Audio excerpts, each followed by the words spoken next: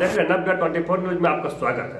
आज हम आए हुए पूर्णिया से चल के प्रखंड के अंतर्गत वासी पंचायत के वार्ड नंबर 3 के प्रतिनिधि से हम जानते हैं अपने वार्ड में किस प्रकार के पब्लिकों को कोरोना से महामारी को लेकर अपने तरफ से राहत दे रहे हैं।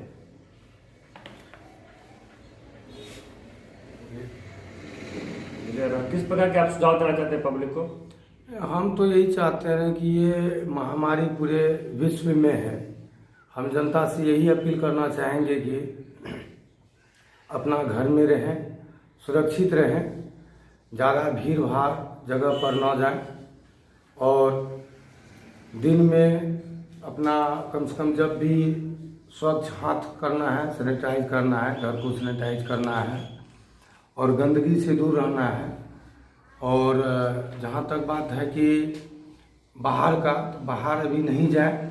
हम यही अपील पंचायतवासी से करना चाहते हैं क्योंकि महामारी एक ऐसा संकट है विदेशों में भी है, जो कि ये कोई जात पात लेके नहीं चल रहा है। ये महामारी सबके लिए है, चाहे यह कोई भी जाति का हो, किसी भी धर्म का हो। ये सबको सुनिश्चित करना होगा कि ये महामारी से हम कैसे बचें। तो इसके लिए हम अपना वार्ड, खास करके अपना पंचायत में, वार्ड में जनता से यही कहना चाहेंगे कि वह बार बार हाथ धोएं, सैनिटाइज करें, स्वच्छ रहें और यही कामना हम करते हैं। और जनता से यही कहना भी चाहते हैं जो कि अपना सेफ रहें, मास्क का यूज करें, घर से कम निकलें, जो भी आवश्यकता पड़े, जो भी सामान का कोशिश करें कि आदमी हम कम ही घर से निकलें। तो यही हम कहना चाहते हैं। आप अपने वार्ड में किस प्रकार के कितने विकास से हुई और विकास से कितने बच्चे हुए हैं? देखिए, इससे पहले तो हम 2001 में राजनीतिक में आए हैं। उस टाइम मेरी मम्मी वार्ड सदस्य में पहली बार चुनाव लड़ा था, जो कि हम 3 वोट से मेरी मम्मी हार गई थी। उसके बाद हम लगातार जनता का जनसेवक बन के लगे रहे और फिर 2006 का चुनाव आया। 2006 के चुनाव में मेरा सीट वार्ड का पुरुष था, जिसमें हम खुद चुनाव लड़े। जनता का भरपूर सहयोग मिला और हम वार्ड मेंबर बने। 2006 से लेके 11 तक हम अपना जो भी जहाँ तक हो पाया, नीचे से नीचे तबका का आदमी का भी हम कोशिश किए, अपने स्तर से जितना बन पाया हम निश्चित सेवा किए। और 2011 के बाद भी उस सेवा के आधार पे फिर चुनाव आया, जो कि हमको फिर इस वार्ड का जनता हमको निर्विरोध चुना। निर्विरोध चुनने के बाद हम उप मुखिया बने इस पंचायत का, वासी पंचायत का उप मुखिया बने। जो 5 साल हमें जनता मौका पहले 2006 से 11 का 20 दिया था, उसमें हम अपने स्तर से कोई जात पात नहीं, कोई भेदभाव किन्हीं के साथ नहीं किए। अगर कोई हमें 2 गाली भी देता था तो हम उस आदमी को प्यार से समझा के उनका जो भी काम था, जो भी सरकारी योजनाएं था, वो योजना के मुताबिक हम जनता का सेवा की। उसके बाद 2011 में फिर हमको निर्विरोध चुना जनता। हम इस वार्ड का जनता को, इस पंचायत के जनता का मरते दम तक शुक्रगुजार हैं, आभारी हैं, जो कि हमको निर्विरोध चुना और उप मुखिया बनाया।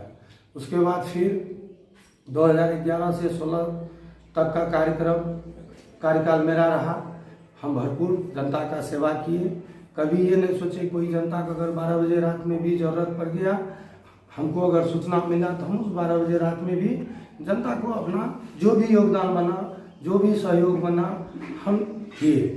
उसके बाद फिर 2016 में फिर चुनाव आया, जिसमें कि मेरी पत्नी है अभी वार्ड मेंबर। और अभी भी हम जनता का समाज सेवा कर ही रहे हैं। और जनता से अपेक्षा है, जो कि हम अगर काम किए हैं, अगर मेरा व्यक्तित्व समाज में सही होगा तो फिर आने वाले समय में हमें ज़रूर जनता मौका देगी। और उम्मीद है हमें कि जनता हमें मौका देगी और उस मौका का फिर जो भी कमी रहा हो या रहा है, हम भरपूर कोशिश करेंगे कि हम जनता का जो भी काम बाकी रहा है उसको हम पूरा करें।